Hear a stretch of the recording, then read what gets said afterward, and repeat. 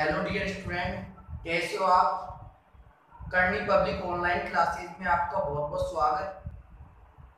आज हम आपके लिए लेके आए हैं बिलियन का लेक्चर नंबर 5। कल हमने लेक्चर नंबर 4 के बारे में बातचीत की थी।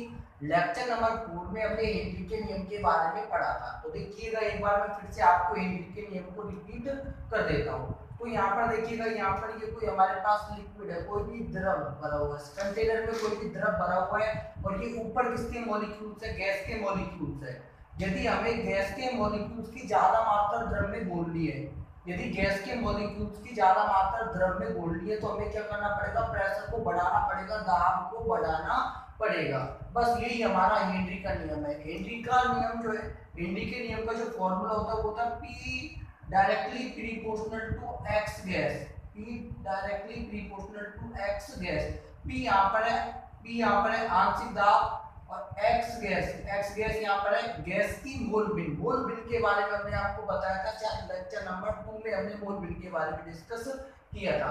अच्छा, हेनरी नियम का जो स्टेटमेंट है उसको पढ़िएगा एक बार। देखो, किसी गैस का वाष्प अवस्था में आंशिक दाब, किसी गैस का वाष्प अवस्था में जो आंशिक दाब होता है वो विलयन में उस गैस की मोल बिन के, विलयन में उस गैस की मोल बिन के क्या होता है, समानुपाती होता है। यानी कि P directly proportional to x gas, है ना।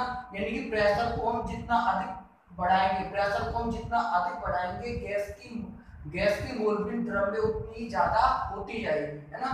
तो अगर यदि हम जब भी प्रोपोर्शनल टू का साइन हटाते हैं, जब भी हम समानुपाती का साइन हटाते हैं तो उसकी जगह पर हमें क्या लगाना होता है, स्थिरांक लगाना होता है। तो यहाँ पर KH यहाँ पर क्या हमारा स्थिरांक है। KH को बोलते हैं हेनरी नियतांक, KH को बोलते हैं हेनरी नियतांक और x गैस यहाँ पर है विलयन में गैस की मोल बिन। अच्छा, हम इसके बाद बात करेंगे हेनरी नियम की सीमाएं। हेनरी नियम की कुछ सीमाएं ये भी एग्जाम में पूछी जाती है, इसलिए मैं आपको बता देता हूँ, है ना। तो कुछ छोटे छोटे पॉइंट्स हैं, है ना। तो पहला तो ताप जो टेम्परेचर जो है बहुत कम नहीं होना चाहिए। ध्यान दीजिएगा, टेम्परेचर जो है ताप बहुत कम नहीं होना चाहिए। ये हेनरी नियम की पहली सीमा है। और यदि दूसरे पॉइंट की हम बात करते हैं तो दाब बहुत अधिक नहीं होना चाहिए। जो प्रेशर जो है, दाब जो है बहुत अधिक नहीं होना चाहिए।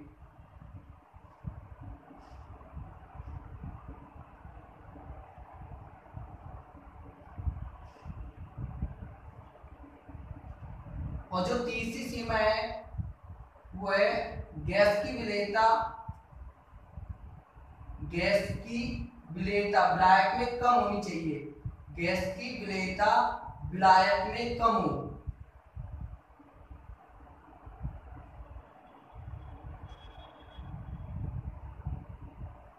ये तीन सीमाएं हमें पढ़नी है। ओके, हेनरी नियम के बाद जो हमारा अगला जो टॉपिक है वो है लिक्विड सॉल्यूशन, द्रवीय विलयन। अच्छा, द्रवीय विलयन क्या होता है, तो ध्यान दीजिएगा।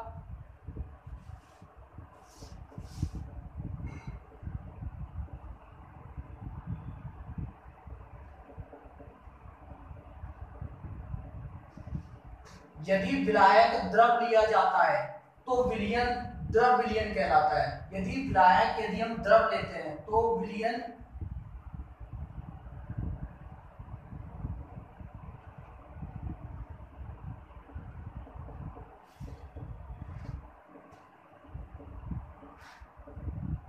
देखिएगा, यदि विलायक द्रव लिया गया है और विलेय हम कुछ भी ले सकते हैं, यानी कि विलायक तो हमें क्या लेना है, विलायक तो हमें लेना है द्रव, और विलेय की जगह पर हम क्या ले सकते हैं, विलेय की जगह पर हम ले सकते हैं द्रव भी ले सकते हैं, गैस भी ले सकते हैं और ठोस भी ले सकते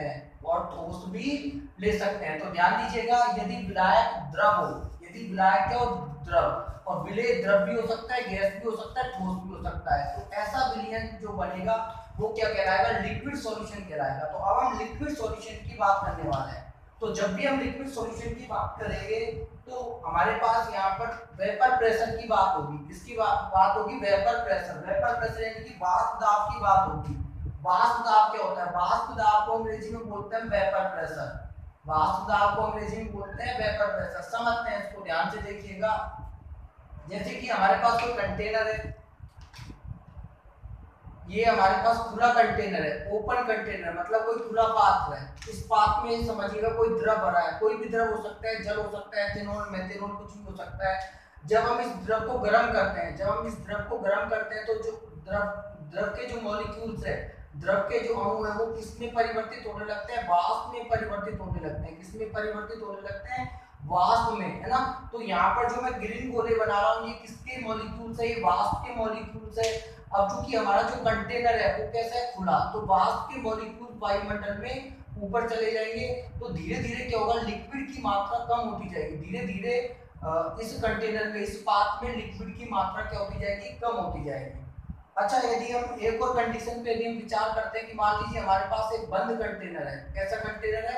यानी कि बंद पात्र में कोई लिक्विड भरा है। बंद पात्र में क्या भरा है? कोई लिक्विड, है ना। ये कोई हमारे पास बंद पात्र है, इस बंद पात्र में क्या भरा हुआ? लिक्विड। अब जब हम इस लिक्विड को हीट करेंगे तो ये जो सरफेस पे, सतह पर जो मॉलिक्यूल्स है वो वाष्प में परिवर्तित हो जाएंगे। किसमें परिवर्तित हो जाएंगे? वाष्प में। अच्छा, चूंकि ये कंटेनर हमारा कैसा है? बंद, तो द्रव के जो वाष्प के मॉलिक्यूल्स है वो वायुमंडल में तो जा नहीं सकते। तो ये जो अब ये वाष्प के मॉलिक्यूल्स क्या करेंगे? वापस ये वाष्प के मॉलिक्यूल्स वापस किस में कन्वर्ट हो जाएंगे? वापस किस में कन्वर्ट हो जाएंगे? द्रव में।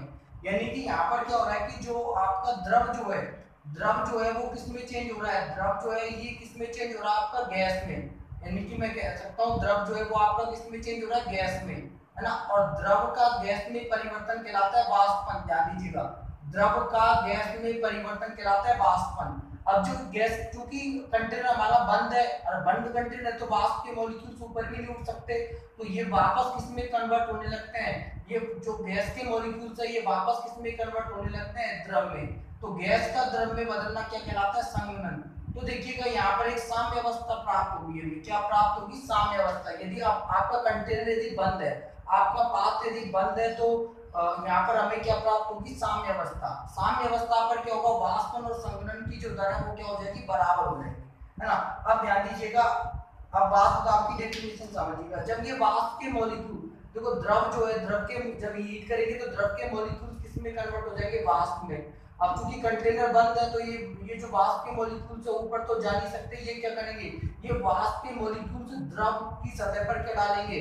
ये जो वाष्प के मॉलिक्यूल्स है ये द्रव की सतह पर क्या डालेंगे? दाब। इसी दाब को हम क्या कहते हैं? Vapour pressure. इसी दाब को हम क्या बोलते हैं? वाष्प दाब। यानी कि यहाँ पर मैं डेफिनेशन लिख देता हूँ, साम्य अवस्था पर गैस द्वारा द्रव की सतह पर डाला गया दाब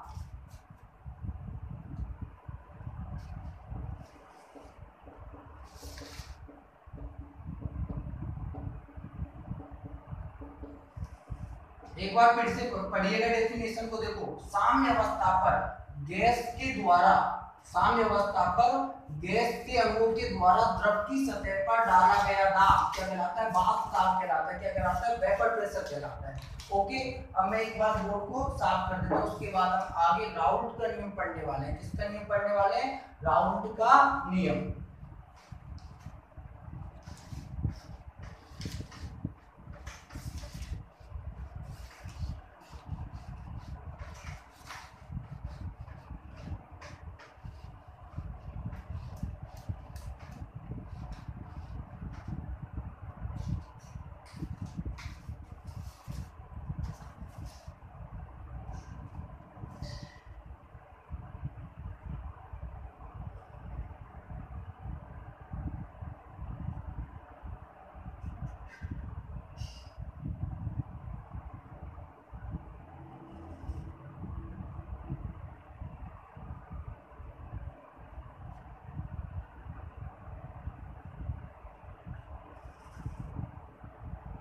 राउल्ट का नियम या राउल्ट का नियम एक ही बात है। कुछ बुकों में आपको राउल्ट का नियम देखने को मिलेगा और कुछ बुकों में आपको राउल्ट का नियम देखने को मिलेगा। अब देखिएगा, राउल्ट का नियम समझने से पहले देखो यहाँ पर कुछ चीजें हम समझ लेते हैं। यहाँ पर हम विलेय हमारा कैसा है? विलेय हमारा है वाष्पशील, यानी कि विलेय हमारा द्रव है और द्रव की क्या बनती है? वाष्प। द्रव की हमारी क्या बनती है?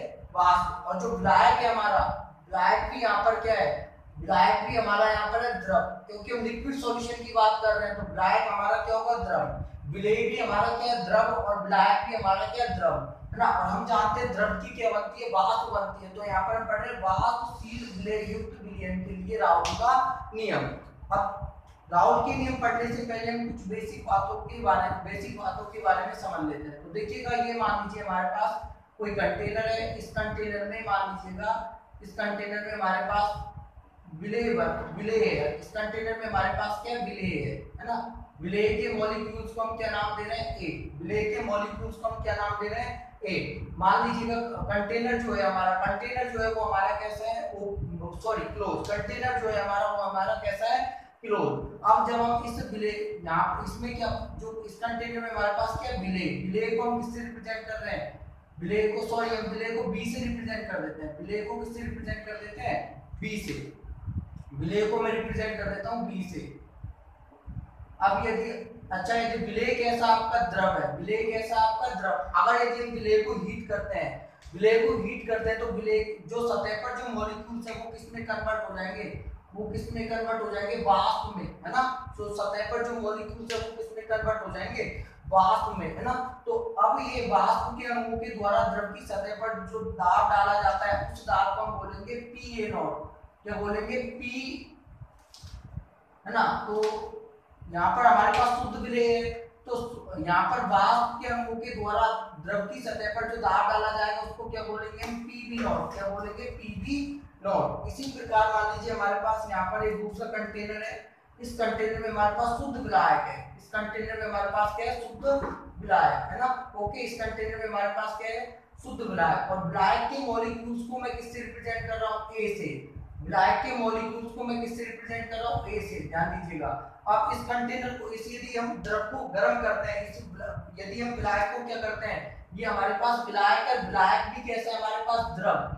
विलायक भी हमारे पास कैसा है, द्रव। अगर हम इसको गर्म करेंगे तो विलायक के मॉलिक्यूल्स किस में कन्वर्ट हो जाएंगे, किस में कन्वर्ट हो जाएंगे, वाष्प में। और ये वाष्प जो बनी है वो द्रव की सतह पर क्या डालेगी, दाब, है ना। और इस दाब को हम क्या बोल देते हैं, PA0, है ना, PA0। यहाँ पर PB0 क्या है, विलेय का शुद्ध अवस्था में वाष्प दाब, है ना। PB0 क्या है, विलेय का शुद्ध अवस्था में वाष्प दाब। और PA0 क्या है, विलायक का शुद्ध अवस्था में वाष्प दाब। अब मान लीजिए हम विलेय और विलायक को क्या कर देते हैं, मिक्स कर देते हैं। विलेय और विलायक को क्या कर देते हैं, मिक्स कर देते हैं। यानी कि क्या बन गया हमारा, विलयन बन गया। क्या बन गया, विलयन। इसमें मतलब अब देखो, विलयन यदि बन गया हमारा, तो ध्यान दीजिएगा ये हमारा क्या बन गया, विलयन, है ना। अब हम इसको हीट करेंगे। अब हम इसको हीट करेंगे तो ध्यान दीजिएगा। अच्छा, यहाँ पर जो सरफेस पे, यहाँ पर जो सरफेस पे देखो विलेय के मॉलिक्यूल्स भी होंगे और विलायक के मॉलिक्यूल्स भी होंगे, विलेय के मॉलिक्यूल्स भी होंगे और विलायक के मॉलिक्यूल्स भी होंगे। ओके, अब यदि इस विलयन को मैं हीट करता हूँ, इस विलयन को यदि मैं हीट करूंगा तो क्या बनेगी, वाष्प बनेगी। क्या बनेगी, वाष्प बनेगी। ओके, ये मेरे पास क्या विलयन है, क्या है, विलयन, है ना। तो देखो ध्यान दीजिएगा, अवयव ए के अणुओं के द्वारा द्रव की सतह पर, अवयव ए के अणुओं के द्वारा, है ना, अवयव ए के अणुओं के द्वारा द्रव की सतह पर डाला गया दाब क्या कहलाएगा, सॉरी क्या कहलाएगा, पीए। और अवयव बी के अणुओं के द्वारा द्रव की सतह पर डाला गया दाब क्या कहलाएगा, पीबी। अब हम यहाँ पर इसको PA0 नहीं बोल सकते, है ना। PA0 कब बोलेंगे, PA0 के शुद्ध विलायक का वाष्प दाब, जब विलायक हमारा प्योर कंडीशन में, शुद्ध अवस्था में है। यहाँ पर जो विलायक है वो हमारा शुद्ध अवस्था में नहीं है। विलायक जो है वो किससे संबंधित है, विलेय से संबंधित है ना।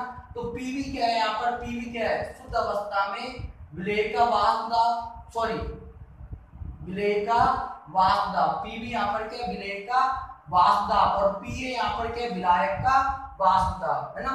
ओके, तो विलयन का जो टोटल प्रेशर है, यदि मैं कहूं कि विलयन का जो टोटल प्रेशर है वो कितना होगा, P बराबर क्या होगा, PA प्लस PB।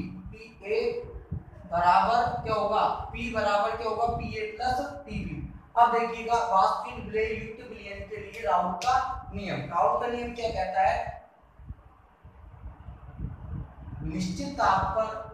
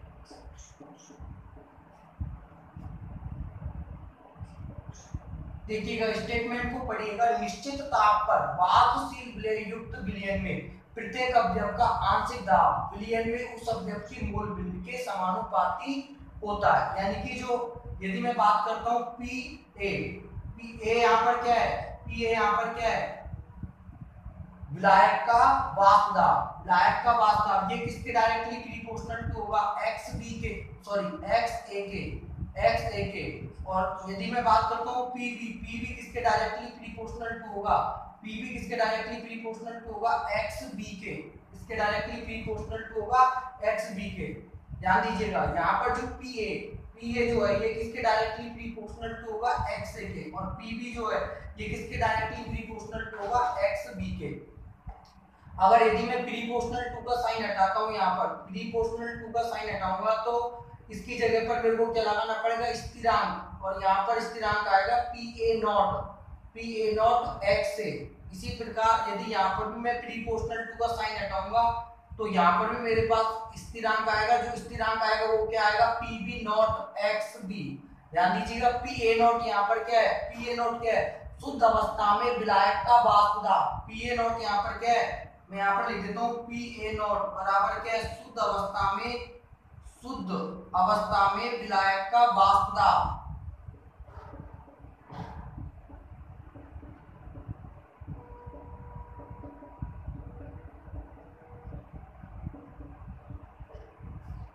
और पीबी नॉट क्या है, शुद्ध अवस्था में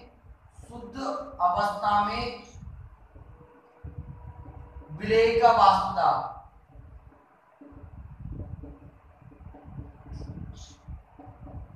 एक्स ए यहाँ पर क्या है, विलायक की मोल भिन्न,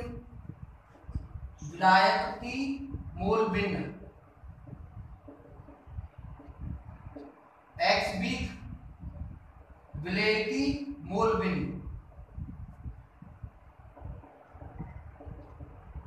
ध्यान दीजिएगा नियम क्या कह रहा है कि निश्चित ताप पर टेम्परेचर क्या होना चाहिए, निश्चित होना चाहिए। वाष्पशील विलय युक्त विलयन में प्रत्येक अवयव का आंशिक दाब, प्रत्येक अवयव का जो आंशिक दाब है विलयन में उस अवयव की मोल भिन्न के क्या होता है, समानुपाती होता है।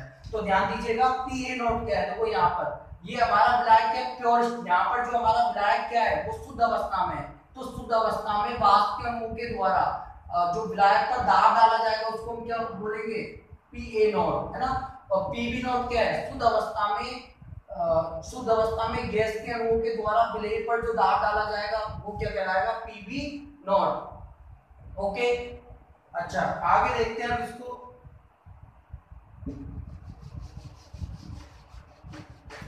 विलयन का कुल दाब यदि P हो तो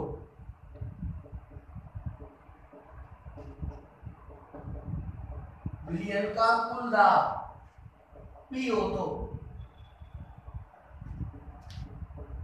P बराबर क्या होगा, P A plus PB. P बराबर पी ए की वैल्यू यहाँ पर कितनी है हमारे पास, P A not X A, और पीबी की वैल्यू कितनी है, पीबी नॉट एक्स बी। और हम जानते हैं एक्स ए प्लस एक्स बी बराबर कितना होता है, 1। यानी कि विलयन में उपस्थित सभी अवयवों की मोल भिन्नों का योग हमेशा क्या होता है, 1 होता है। तो यहाँ से मेरे पास यहाँ से एक्स ए की वैल्यू क्या आ जाएगी, एक्स ए बराबर आ जाएगा 1 माइनस एक्स बी। एक्स ए बराबर आ जाएगा 1 माइनस एक्स बी। तो एक्स ए की वैल्यू रख देता हूँ मैं यहाँ पर, पी बराबर P A not X A की जगह पर क्या रख देता हूँ मैं, 1 minus X B plus P B not X B.